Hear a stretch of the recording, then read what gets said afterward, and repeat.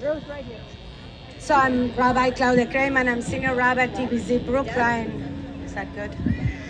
Okay. I'm an Israeli, an American, and a Latina South American rabbi, and I'm honored to be with you this afternoon. Today is a very hard day, a day where I've been having a really hard time finding words. Usually I write my words ahead of time and I print them and etc. And I couldn't. I really couldn't. I spent the morning trying to figure out, and I'm doing my best with my phone because I really couldn't find words.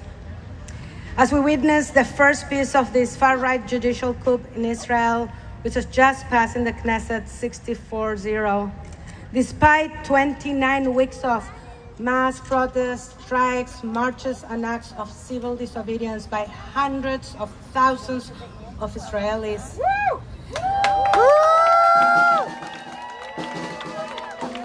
And despite the warnings of Israel's best friend in the world, including the United States, Netanyahu's settler-led government passed this key law. Busha! Busha! Busha! Busha! Busha! Busha! The goal of this law is clear: to weaken the judiciary, the only real check on the government's power. In doing so, it also weakens Israel's democracy, economy, security, and global standing. I am outraged, and I'm also afraid, as I know you are too.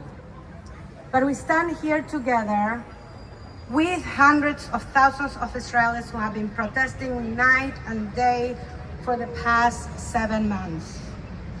I stood with you at one of the first protests in Boston, and we will keep standing together even in the darkest of times.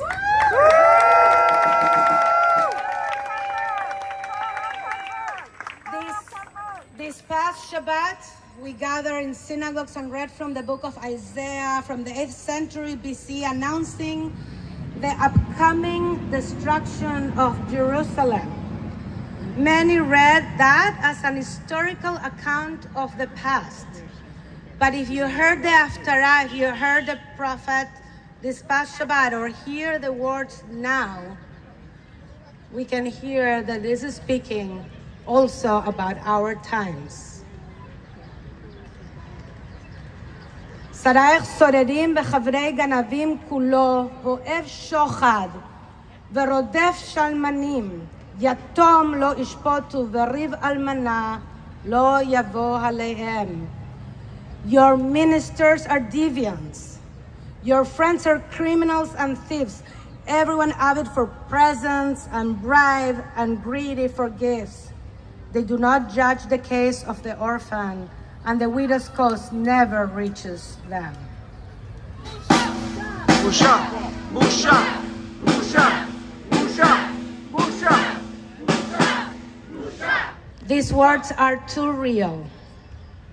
This week is what we call Tishat HaYamim, the 9 days of the beginning of the month of Av, the 9 days that lead to the destruction of the Temple of Jerusalem. And sadly, almost unbelievable, we are witnessing this not only as an historic event of the past, but it feels as it happening in the present. As I hear from friends and colleagues in Israel, this is looking like the destruction of the third temple, of Medinat Israel, the state of Israel as dreamt by those who wrote the Megillat Atzmaut, the Declaration of Independence, which stands for a country that will foster the development of the country for the benefit of all its inhabitants. It will be based on freedom, justice, and peace, as envisaged by the prophets of Israel. I refuse to give up, and I stand here with tears and heartbroken. Today is a day of mourning. Tisha B'Av, or Shisha B'Av, is a day of destruction. But I am reminded that after Tisha B'Av, after the 9th day of Av, comes Tu B'Av, the 15th day of Av, the day we celebrate love. And not only that, but that our tradition says that on Tisha B'Av, at the end of the day, Mashiach will be born, redemption will come.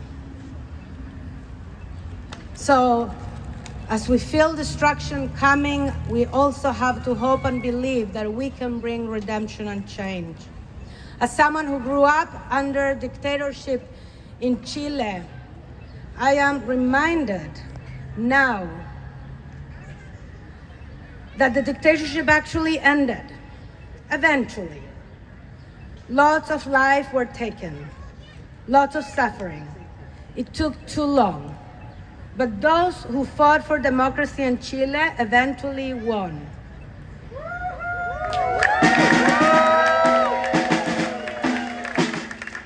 So my prayer is that we are able to continue to fight, not to give up on this dream, and hopefully that it will not take us that long.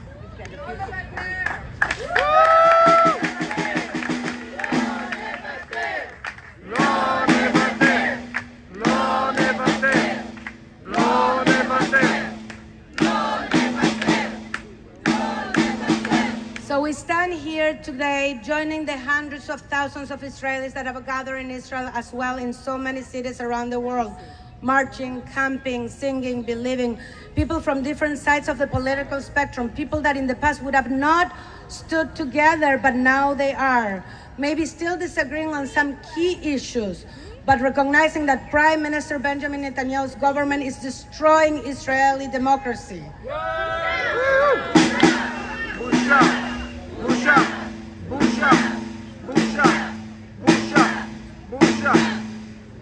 We stand here to say no to the weakening of Israel's Supreme Court. We stand here to say no to the assault of human and civil rights in Israel, not to perpetuating the occupation.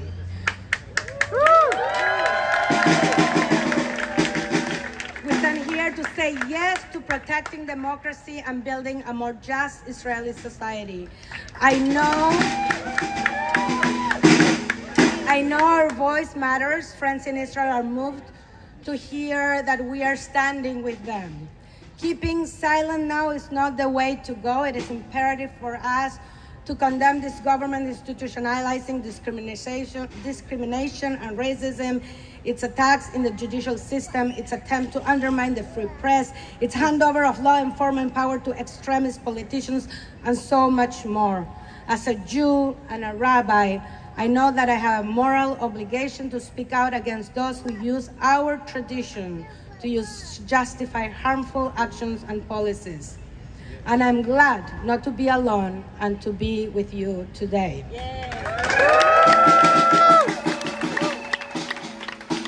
If I was in Israel, I would have marched to Jerusalem, camped in Gan Saker, my old neighborhood. But I'm here in Brookline or in Newton. So instead, I will invite us to march. It is not marching to the Kotel and it's not marching to the Knesset, but we are here to fight, to believe, not to give up, as the Megillat Eicha that we will be reading on Wednesday night, Lamentations, ends with the words, Ashivenu elecha v'nashuva, Chadesh yameinu kekedem. Let us change, God, that we may turn back towards you and may we begin anew yet again.